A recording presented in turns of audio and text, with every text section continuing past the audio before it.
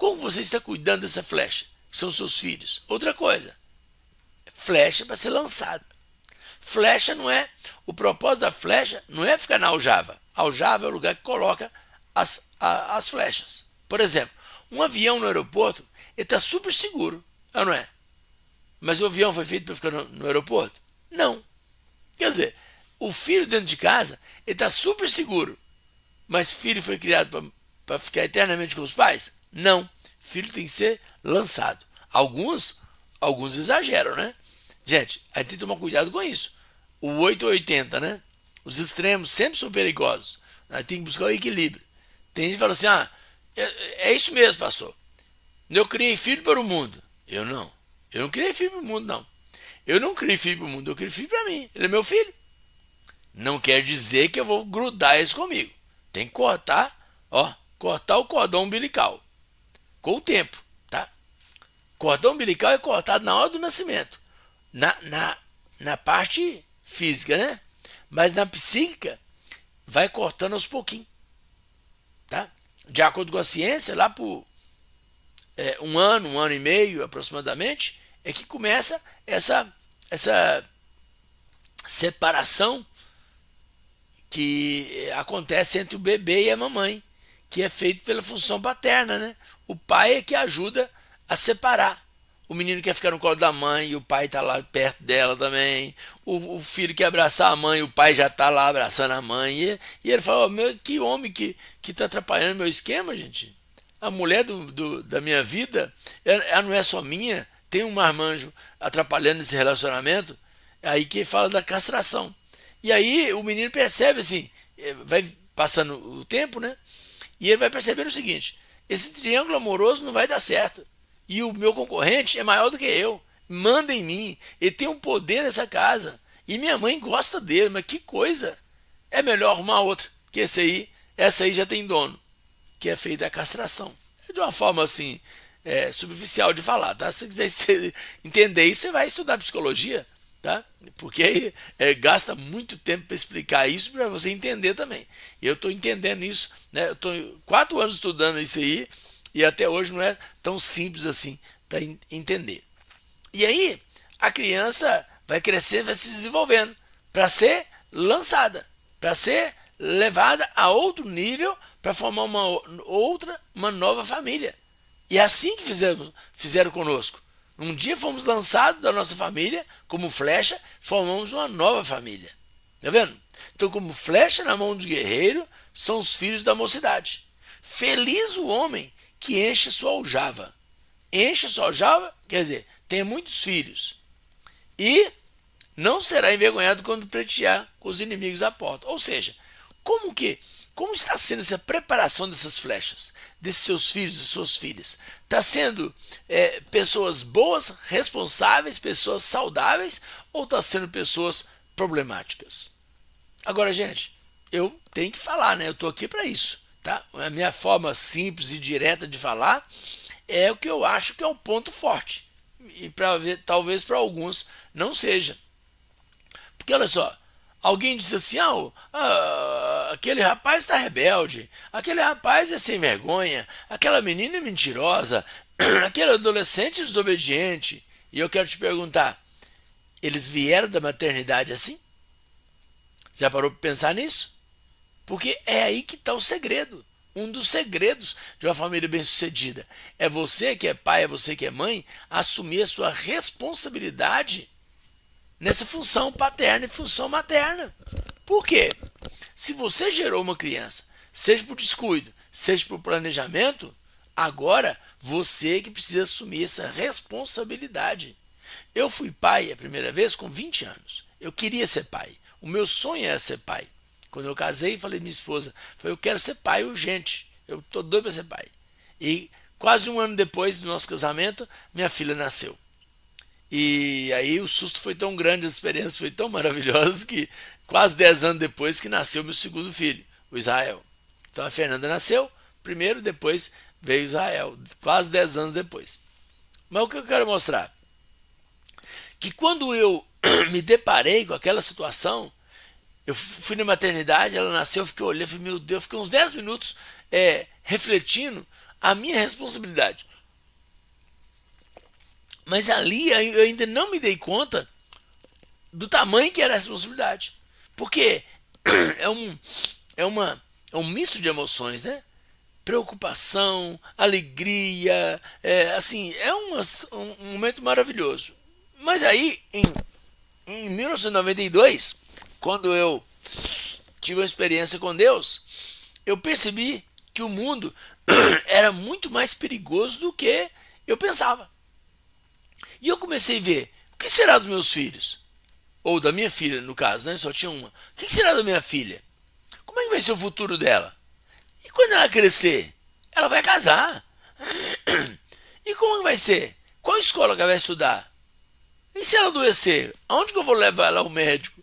E eu comecei a ficar preocupado com aquilo. E quando eu percebi isso, quando eu tive uma experiência com Deus, eu fui para a Bíblia e aprendi isso aqui. Se o Senhor não edificar a casa, em vão trabalhos que edificam. Quer dizer, se eu não permitir que Deus me direcione para cuidar da minha família vai virar uma bagunça. Como muitas famílias são disfuncionais. Tem muitas famílias que são muito problemáticas. É muito sofrimento numa família. E eu não queria aquilo para mim. Eu queria uma família saudável, do ponto de vista físico, emocional e espiritual.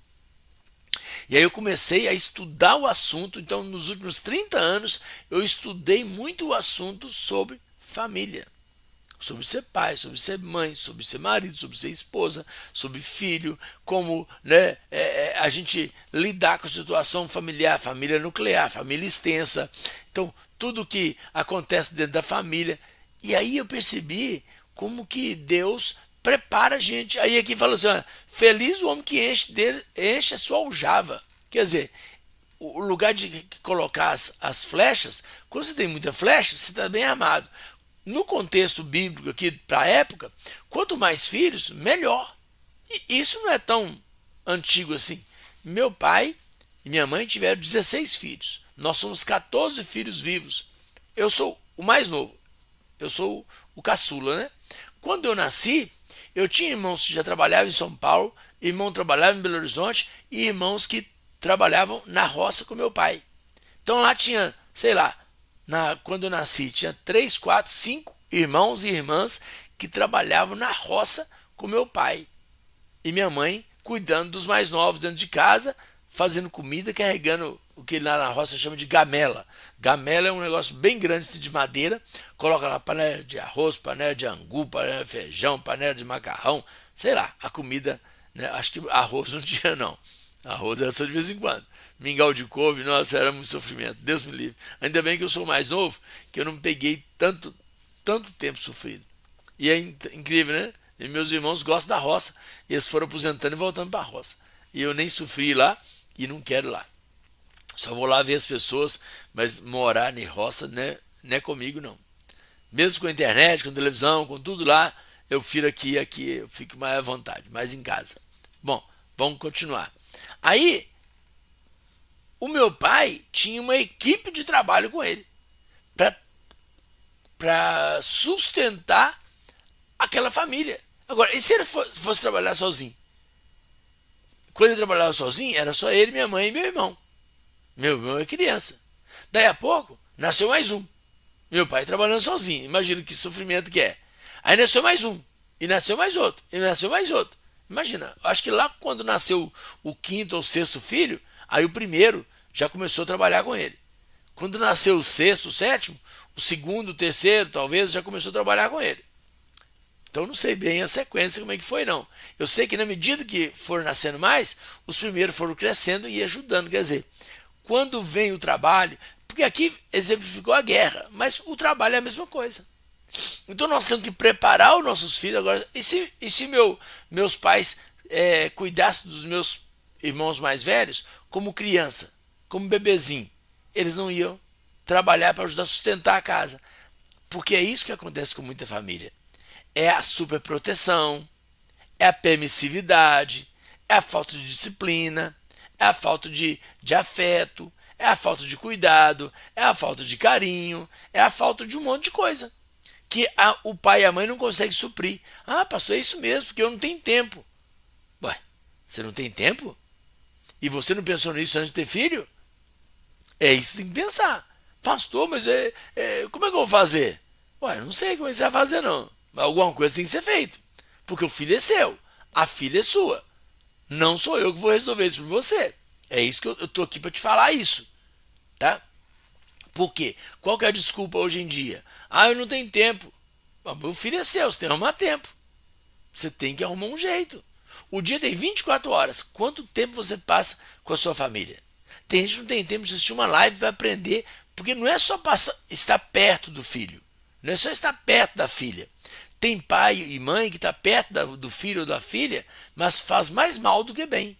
Um pai que abusa, um pai que espanca, um pai que grita, uma mãe que amaldiçoa, uma mãe que oprime, uma mãe que mente, uma mãe que disputa com a filha o amor do pai. E isso acontece demais. Isso aí é prejudicial. Está perto, mas está prejudicando. Eu estou falando de ficar perto e ajudar. Estar perto e amar. Estar perto e cuidar. Estar perto, fazer o bem e fazer com que a criança perceba esse bem. Porque tem a diferença entre o que você faz e o que os filhos percebem. Eles têm que perceber. Não adianta falar, você não entende, você é ingrato. Olha só, a palavra negativa de novo. Você é ingrato. Eu cuido de você e você é preguiçosa. Outra negativa. Eu faço tudo para você e você não dá valor. Outra coisa negativa. E aprende isso aqui, ó. A criança, quando é maltratada em casa, ela não aprende a maltratar, sabia?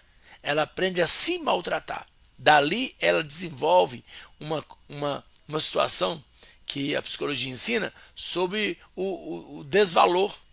Ela não se valoriza, ela não se ama e ela acaba se envolvendo com pessoas que fazem mal para ela. Daí o número de feminicídio no Brasil. Daí o número de violência doméstica no Brasil.